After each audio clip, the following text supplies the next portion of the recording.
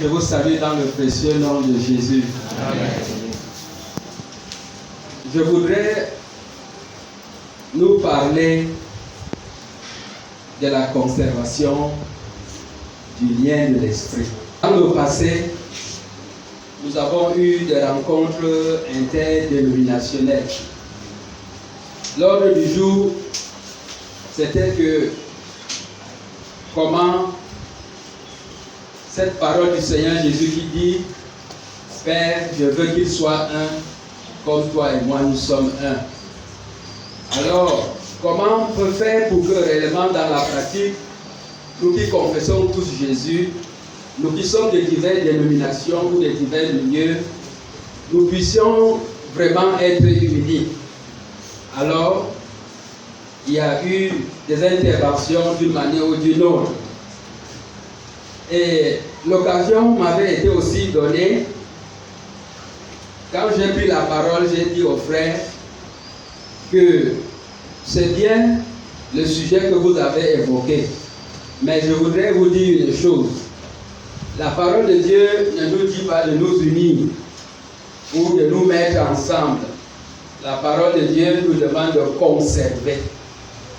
J'ai dit que l'unité, j'ai fait remarquer que l'unité, c'est un fait acquis. C'est un fait qui a été accompli sur la croix de Golgotha. J'ai fait remarquer que la parole de Dieu dit que les deux, c'est-à-dire le juif et le grec, c'est-à-dire le païen, Dieu en a fait une seule personne. Il a renversé le mur de la séparation, l'inimitié, et il a fait donc de ces deux personnes une seule personne. J'ai fait remarquer aux frères que si vous voulez que l'unité soit pratique, nous devons plutôt regarder vers ce que le Seigneur a fait. Donc c'est pourquoi j'ai dit que l'unité, beaucoup de gens passent le temps à prier, à gêner pour qu'on soit un. Non, il faut simplement regarder à ce que le Seigneur a fait. L'unité est un fait accompli. Que vous le voulez ou pas, c'est un fait accompli. Mais dans la pratique maintenant, l'unité a des implications. Cela veut dire quoi? Cela veut dire qu'il y a des choses que le Seigneur a faites, et il y a des choses aussi que nous devons faire si nous voulons que dans la pratique, ça soit vraiment réel. Donc le Seigneur a fait sa part, nous avons aussi notre part de partition à jouer. Donc c'est pourquoi nous allons voir un peu ce que dit la parole de Dieu. Lisons rapidement Éphésiens chapitre 4, versets 1 à 3. Quelle était cette vocation?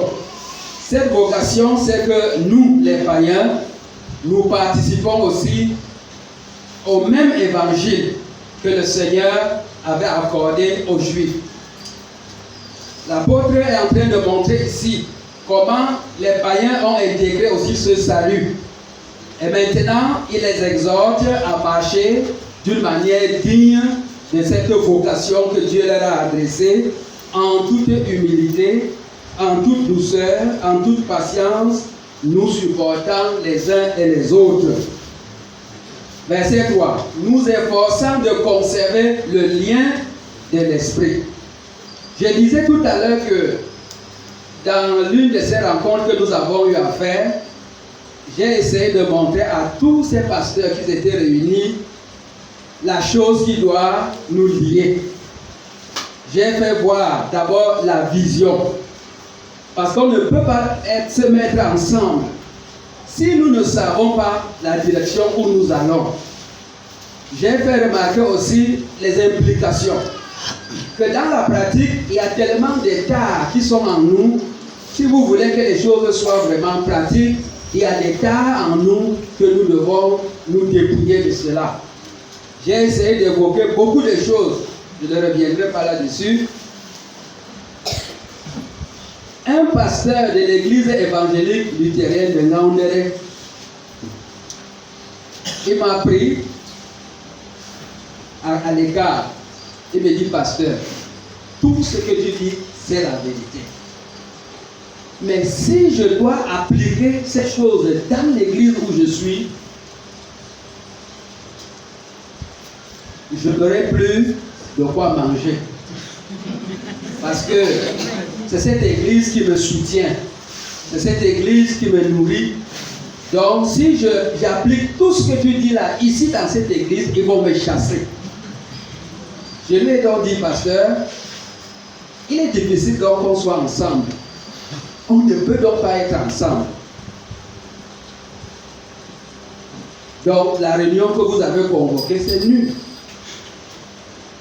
Alors, beaucoup de personnes ont vu cette partie des choses, mais la plupart ont désisté. La plupart ont désisté. Pourquoi? Parce que ça mettait en péril leurs intérêts. Quand vous avez des intérêts égoïstes, des intérêts matérialistes, vous ne pouvez pas vraiment vous intégrer dans la chose de Dieu. Alors, je voudrais prendre un élément de cette unité dans la pratique. Nous allons continuer à lire.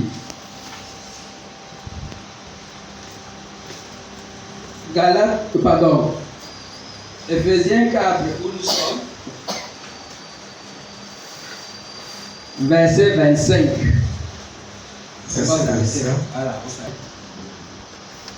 L'office de la parole parlée ou écrite est de permettre aux hommes de communiquer entre eux pour divers besoins. Mais pour que la parole atteigne son but, il faudrait qu'elle exprime la vérité. Aucune vie commune, aucune vie d'unité ne pourrait être possible si nous ne pouvions pas nous dire la vérité. Si le frère ou la sœur ne peut pas compter sur ma véracité. À ce titre donc, le mensonge revêt une triple malice. Premièrement, le mensonge dégrade moralement ou spirituellement le menteur. Ça te dégrade. 2. Le mensonge met en péril la concorde mutuelle. La plupart des conflits, la plupart des divisions observées dans le peuple de Dieu, comme dans toute société profane, proviennent toujours des paroles mensongères. Vérifiez bien, proviennent toujours des paroles mensongères.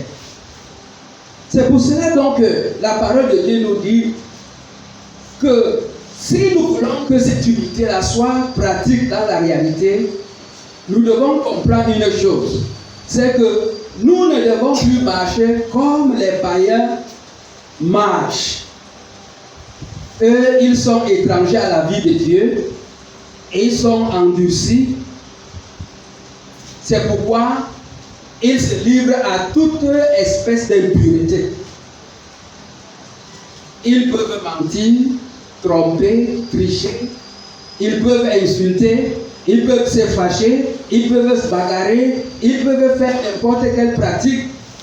Rien ne les empêche. Pourquoi? Parce qu'ils ont une conscience morte. Mais lorsque nous venons à Jésus, la parole de Dieu nous dit que si nous avons entendu l'enseignement, et si conformément à la vérité qui est en Jésus, on nous a instruit à nous débrouiller par rapport à notre vie passée. C'est cela la réalité chrétienne.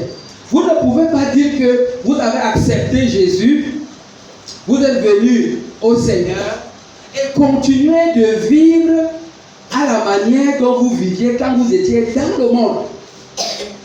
C'est impossible.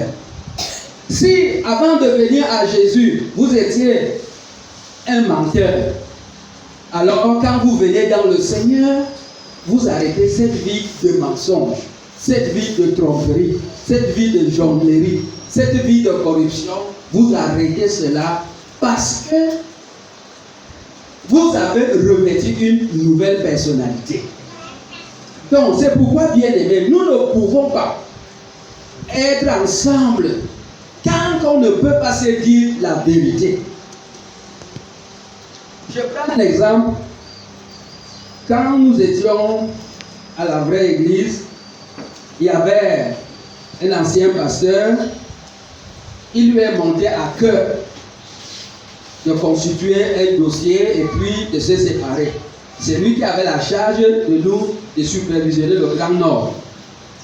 Vous savez, il savait dès le départ que ce n'était pas bien. Mais voilà ce qu'il nous dit. Il dit, dans cette affaire, nous allons mentir, nous allons tromper jusqu'à l'obtention du papier. Nous allons utiliser toutes les stratégies pour pouvoir obtenir. Qu'est-ce qu'il fait? Il montre, il invente des faits qui ne sont même pas vérifiés, des faits qui n'ont même pas eu lieu, des faits qu'on ne peut même pas vérifier au greffe du tribunal pour voir si c'est la vérité. Et il a monté des pièces, des mensonges de toutes pièces, jusqu'à obtenir.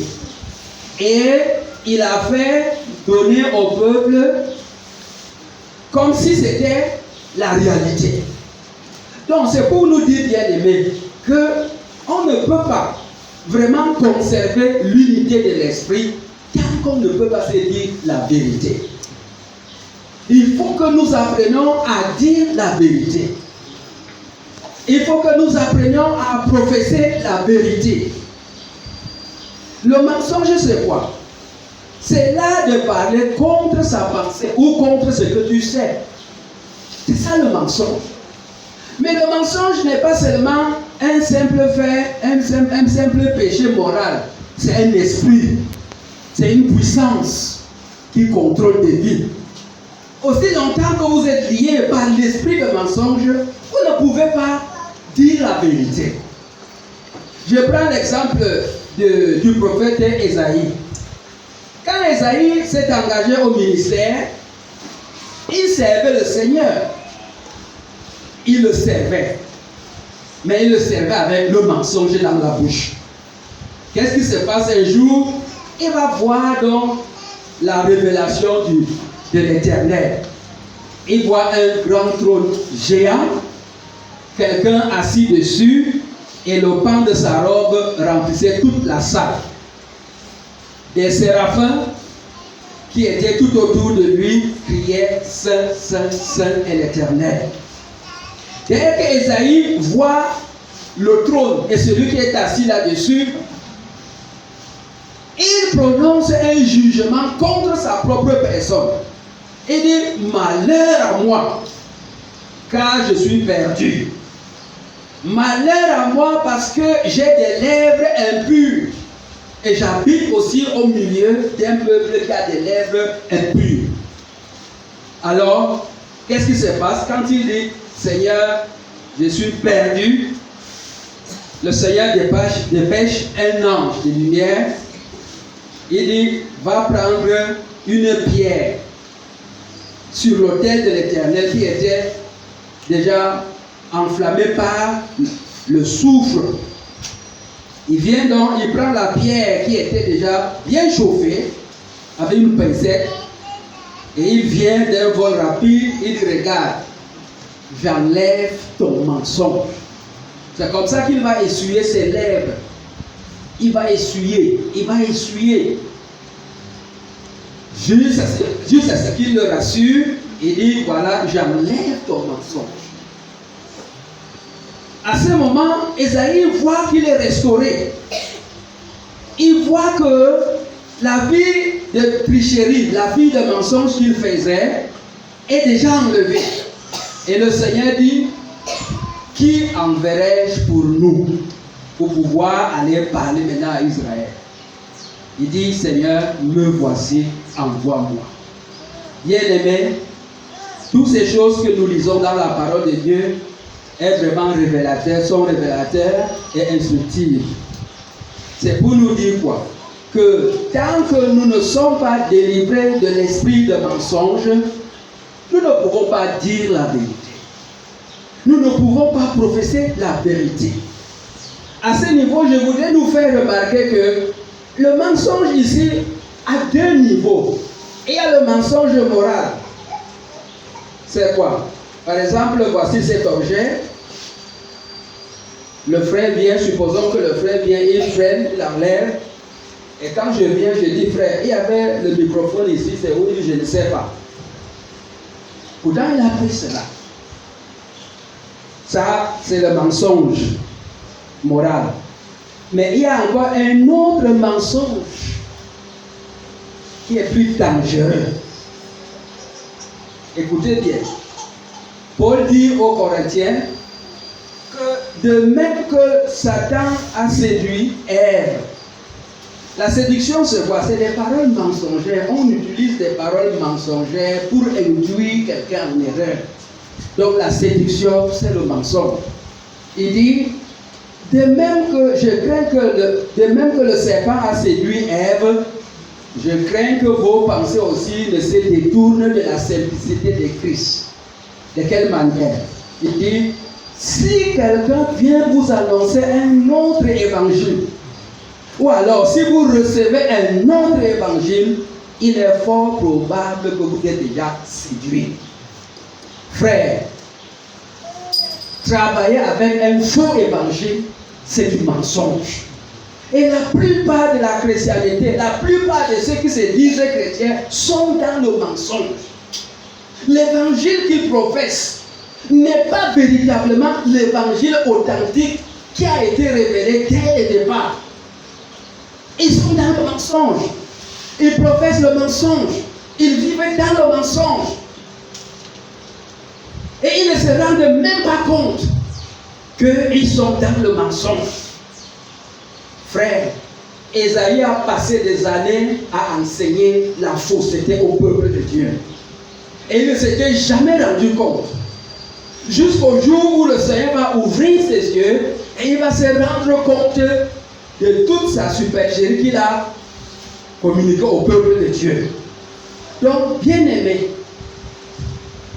l'apôtre dans cette épître dit, je prie que Dieu ouvre les yeux de votre cœur intérieur, des yeux intérieurs, afin que vous puissiez voir ces choses. Donc, bien aimé, nous devons apprendre à dire la vérité.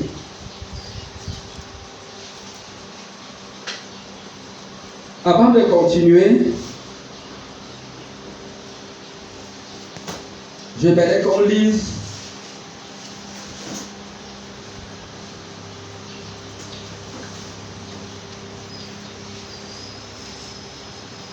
un texte dans l'évangile, dans le livre de Lévitique, le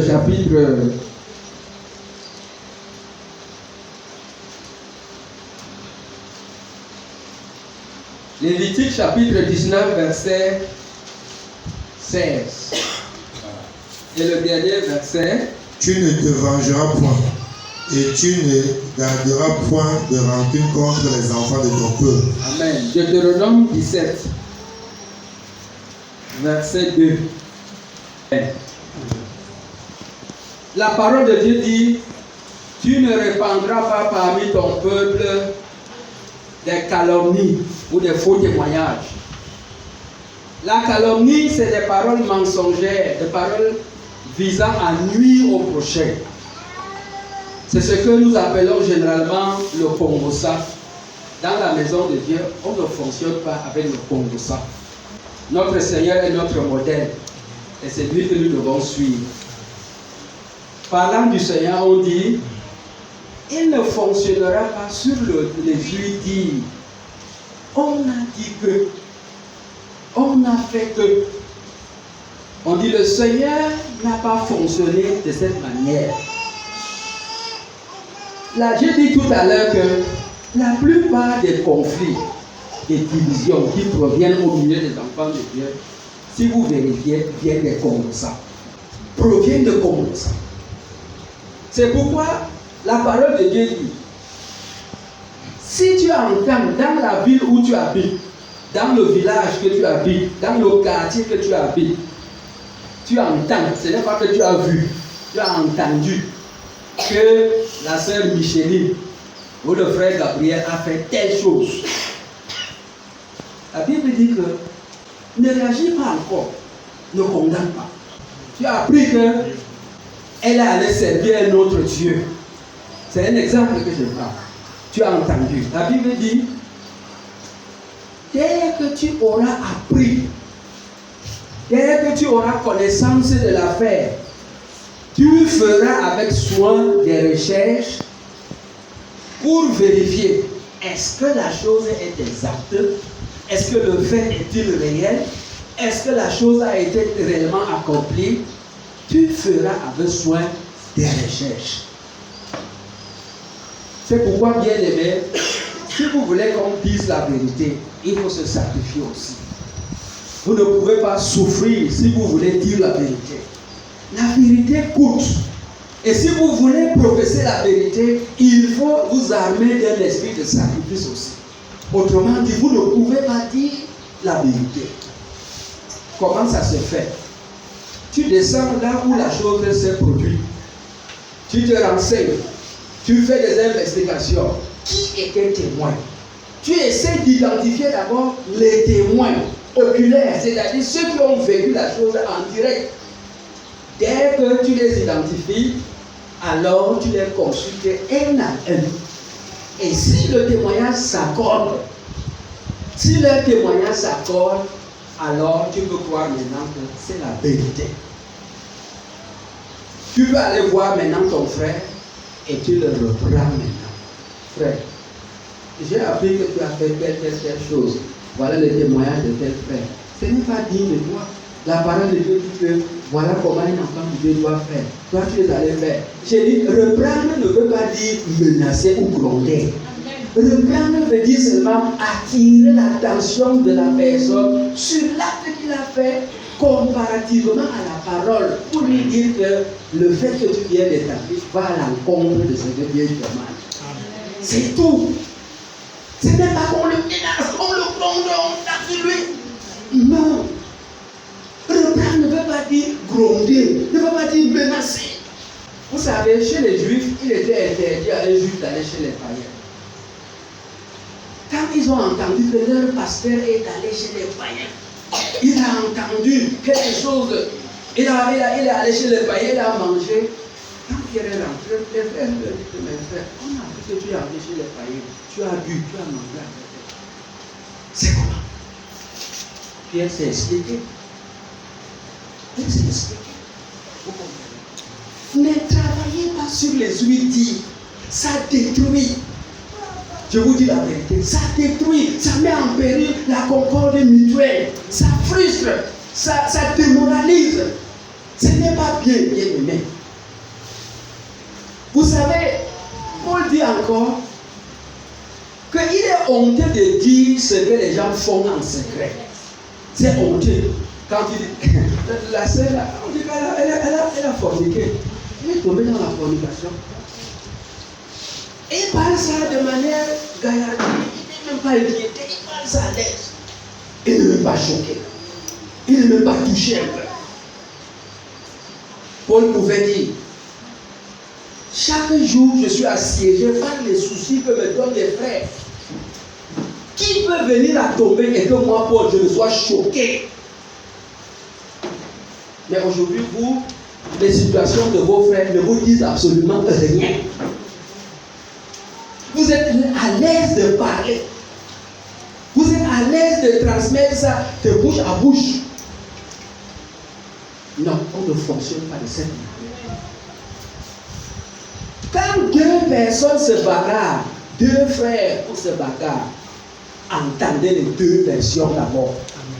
La Bible dit que le premier, quand il vient parler dans sa cause, on dit qu'il paraît juste, n'est-ce pas? Après vient la partie adverse, vous devrez écouter aussi l'autre.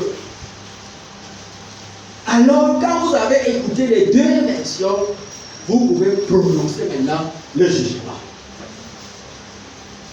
C'est comme ça qu'on travaille dans la vie. Beaucoup de frères ont été détruits à base de comme ça. Parce qu'ils ne veulent pas dire la vérité. Ils ne veulent pas respecter ce que dit la parole de Dieu. Ce n'est pas bien. Ce n'est pas bien aimé.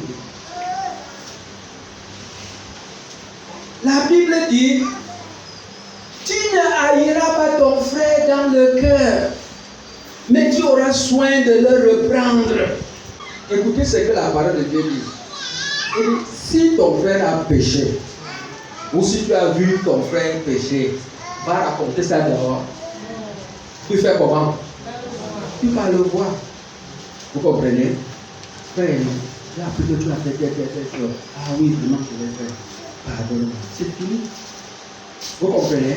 On n'a pas besoin d'entendre ce qu'il a fait. On n'a pas besoin d'entendre ce qu'il a dit. S'il a péché, tu l'as vu, il a péché, tu es allé vers lui, tu lui as parlé et il a compris, il s'est repenti. Et s'il ne comprend pas, va chercher une deuxième personne. Vous lui parlez encore. S'il ne comprend pas, prends encore une troisième. S'il ne comprend pas encore, viens donc à l'église. Vous comprenez? Frère, dans le Seigneur, on n'est pas là pour vilipender les gens. On n'est pas là pour exposer les gens. Il faut bien comprendre ces choses. Vous voyez cette femme à l'église de Thyatire, dont on lui a donné le nom de Jézabel. Jézabel, c'est la femme d'un ancien roi d'Israël, le roi Akab, qui a vécu au 9e siècle avant l'arrivée de Jésus. Il avait une femme du nom de Jézabel, qui était une femme très prostituée, une femme autoritaire. C'est elle qui dirigeait presque le royaume. Et elle arrivait à supplanter son mari et elle exerçait une autorité dans le royaume du Nord. C'est comme ça donc que cette femme va être jugée, mais et exécutée. À l'église de Thyatire, suivez-moi bien, une seule va aussi avoir le même esprit, tout le nom de Jézabel. C'était une femme, une prostituée, c'est une femme autoritaire. Même le pasteur, le dirigeant titulaire qui était là dans l'église, elle avait autorité sur le pasteur.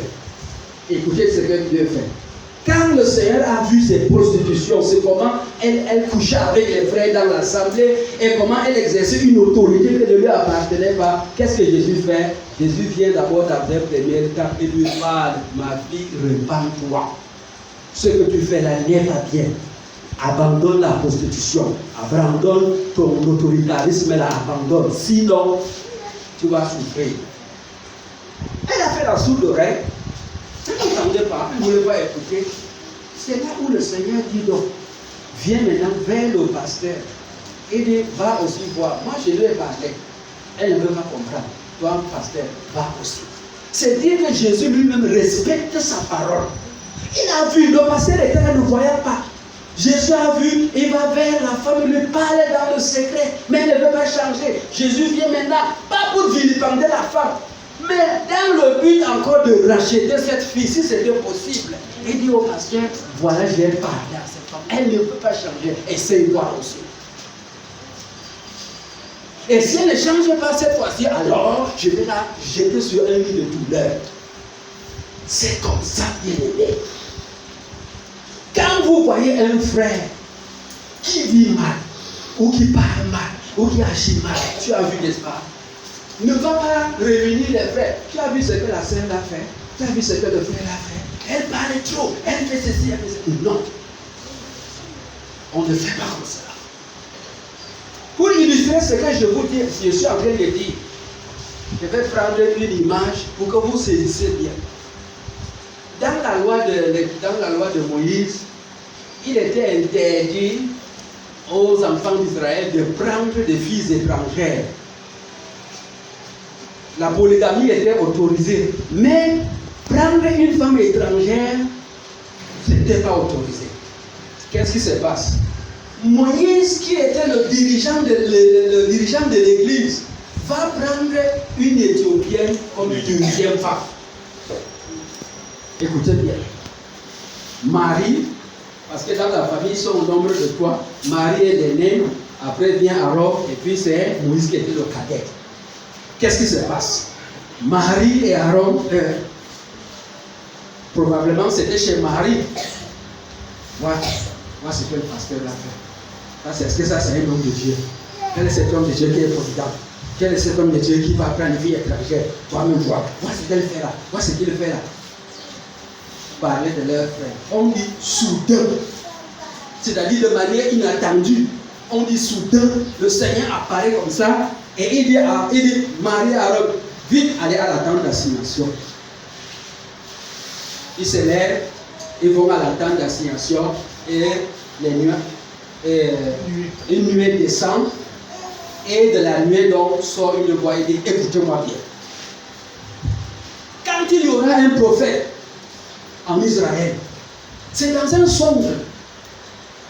C'est dans une vision que moi, l'Éternel, je me révélerai à cette prophète. Mais quant à Moïse, il n'en est pas ainsi. Je lui parle bouche à bouche, comme un homme parle à son ami. Et il voit une représentation de l'Éternel. Et il dit, pourquoi n'avez-vous pas craint de parler contre mon serviteur? Pourquoi n'avez-vous pas craint de parler mal contre mon serviteur? Dites-moi, est-ce que ce que Moïse a fait là n'était pas vrai? Où est le mal là? Est-ce que c'est un mal? Mais d'où vient le mal? Le Seigneur dit, vous allez parler mal de mon serviteur. Pourquoi? C'est le commencement. Parce que selon le Seigneur, il te laisse aller lui parler directement. Frère, ce que tu as fait, au lieu de faire ça, il restera avec Bavada. Et il dit là, même si un frère a péché, n'est-ce pas? Et que vous allez à parler de ça à côté, vous ne dites pas à la personne concernée pour parler mal de ses frères. C'est des choses comme ça. Parfois, vous voyez à l'église, quelqu'un a fait peut-être a fait peut-être ce qui est mauvais. Et on a vu parfois la chose tourne tout autour de lui. Il est là au milieu, il ne sait même pas. Alors qu'on ne fait que, l'affaire ne fait que circuler, ce n'est pas bien. Dans la marche de la vérité, frère, il faut se dire la vérité. Amen. Vous comprenez? Même si c'est moi le pasteur, vous avez vu que je fais mal, venez parlez-moi. Je suis votre frère. Vous comprenez? Dites-moi, frère, ce que tu as fait n'est pas bien. Voilà ce que dit la parole. Et toi, tu as fait comme cela. C'est comme ça, frère. Il n'y a pas dans la parole de Dieu une hiérarchie dans la réprimandation. C'est-à-dire que si c'est le pasteur ou bien l'ancien, il faut que c'est telle catégorie de personnes qui lui parlent. Non, il n'y a pas. Il n'y a pas. Chez moi à la maison, je fais mal, c'est ma femme qui me reprend. Ce sont mes enfants qui me reprennent. Si eux aussi ils font mal, je les reprends. Il n'y a pas une hiérarchie. C'est comme ça, bien aimé. Ne répandez pas des calomnies. Ce sont donc ces choses qui mettent des troubles au milieu de nous. Vous savez, il y a des frères qui ont été avec vous ici, les frères de Cochefa là-bas. Vous savez ce qui s'est passé? C'est le Congo ça. On venait leur dire que voilà, tel frère a fait que, telle personne au milieu de vous là a fait que, telle personne a fait que. Et naïvement aussi, le frère qui était censé être quand même un rassembleur, un coordinateur, au lieu de vérifier ces informations ou ces calomnies qu'on venait répandre, lui aussi, il les a avalées et il s'est mis à travailler dessus. Jusqu'à ce que ça aboutisse à ce que vous connaissez aujourd'hui. Il y avait même des personnes qui, depuis l'extrême nord, et même leurs agents secrets, qui les renseignaient. Frère, on ne peut pas fonctionner de cette manière. On ne peut pas fonctionner. Donc, c'est le Congo ça qui a détruit ses frères. Ne veulent pas vérifier. Ne veulent pas chercher à connaître la vérité dans tout cela. Frère, conservez le lien de l'esprit par la paix.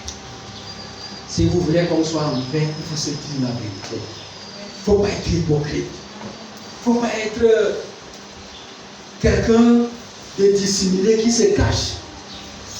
Non, on ne fonctionne pas de cette manière.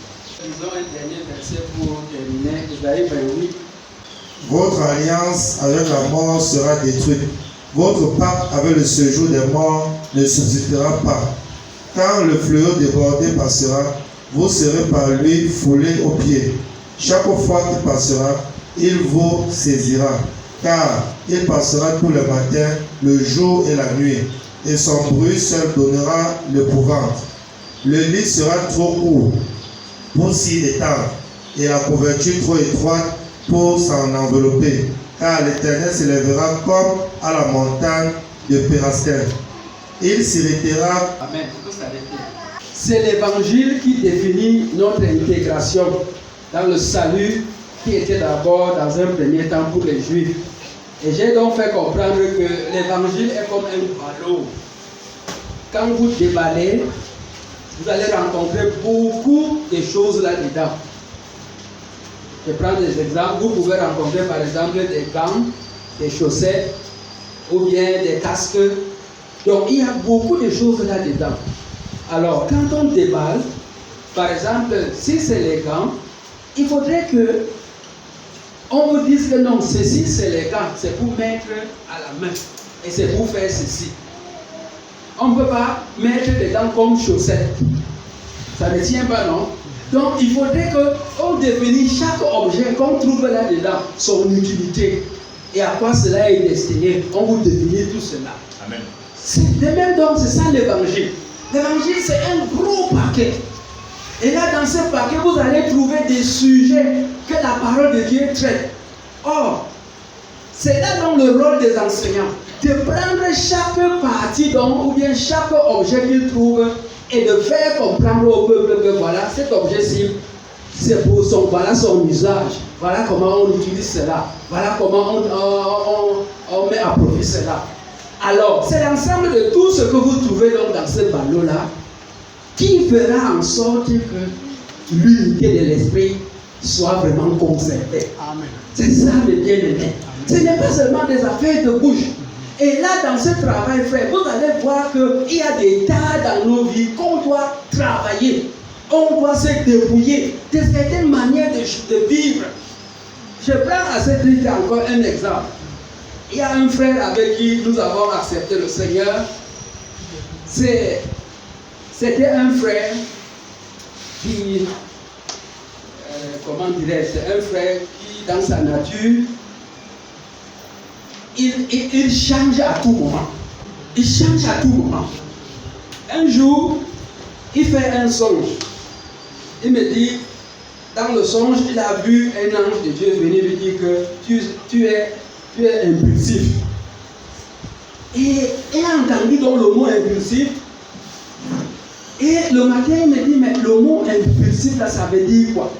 Et de manière spontanée, moi-même, je ne connaissais même pas. Je lui dis, un impulsif, c'est quelqu'un qui change à tout moment. Il est indécis. Il peut prendre une décision ici, après un moment, il abandonne. Après, je lui ai répondu comme ça. Après, une idée dit, mais qu'est-ce que j'ai dit? Je suis allé fouiller le dictionnaire pour voir, est-ce que ce que j'ai dit là vraiment concorde? Je suis allé, donc j'ai fouillé, impulsif, j'ai fouillé, on a décrété. Dès que j'ai trouvé, c'était exactement, j'ai dit, oh yes, ça. J'étais très content. Alors que je lui ai répondu seulement de manière spontanée comme ça. Moi-même, je ne savais pas. Et frère, c'est ce caractère-là qui a marqué donc mon frère depuis ce jour. Or, comme nous étions encore très jeunes dans la foi, on ne savait pas qu'il fallait faire un travail pour pouvoir être vraiment affranchi de cela. Ce qui fait donc que rien qu'à cause de ce caractère, frère, on a fini par se séparer. On ne pouvait pas aller ensemble. On ne pouvait pas travailler ensemble. Parce que réellement, frère, nous prenons un engagement. On dit que voilà, on va faire comme ça. Mais après quelques minutes, là, il abandonne. Tu lui rappelles, frère, ça veut dire, ah, j'ai oublié. Et c'est comme ça qu'on s'est séparés. Donc, voilà des exemples. Il peut y avoir des tas dans nos vies. C'est pour cela que, parfois, les autres peuvent voir, toi tu ne vois pas. Quand on va te dire, tu vas te fâcher seulement. Et beaucoup, c'est comme ça que nous sommes dans la plupart. Tu dis à ton frère, voilà, je remarque quelque chose, ce n'est pas bien, il se fâche. Il s'énerve. C'est pourquoi nous, on préfère donc que le Seigneur lui-même de révèle cela. Quand le Seigneur lui-même va mettre le doigt sur la chose qui t'a caractérisé, alors tu peux prendre conscience. Mais pour les vrais enfants de Dieu, quand tu lui fais une remarque qui est vraie, il bénit seulement aussi. Frère, quand c'est oh mon frère, quand c'est merci beaucoup. Pardon, surtout moi, ne me laisse pas dire pardon, frère. Je veux être conforme. Je veux être à l'image de Jésus. Il bénit le Seigneur. C'est comme ça qu'il dit. Alors, dans le verset que nous venons de lire, nous voyons ici que ces dirigeants étaient les dirigeants de l'Église, mais ils étaient des menteurs. Ce qu'ils enseignaient au peuple n'était pas la vérité. Et ils étaient liés par un esprit de mensonge. Ils étaient liés donc par un esprit de mort. Le Seigneur leur dit que votre alliance avec la mort là, votre pacte avec le séjour de mort là, ne va pas continuer comme cela. Voici, je mets en Sion une pierre angulaire, une pierre de prix. Celui qui va s'appuyer sur cette pierre. Et cette pierre, c'est le Christ. Alors si nous prenons le Christ qui est la pierre comme élément de construction, frère, on est loin à l'abri du mensonge. On ne peut pas dire de fausseté. On ne peut pas tromper les gens parce qu'on a pris appui cette pierre qui est le Christ. Donc mes bien-aimés, si vous voulez qu'on se dise la vérité, il faut que nous prenions cette pierre qui est le Christ, qui est la parole. Alors nous pourrons bâtir, nous pourrons conserver l'unité de l'esprit. Donc je vais m'arrêter là. J'ai dit que j'ai voulu simplement vous faire un rappel de ce qui a été dit, comment conserver. Donc pour conserver le lien de l'esprit, il faut dire la vérité. Il faut professer la vérité. Amen. Il faut se dépouiller de cet art. Voilà comment Dieu peut donc nous utiliser. Merci, que le Seigneur nous bénisse. Amen. Amen.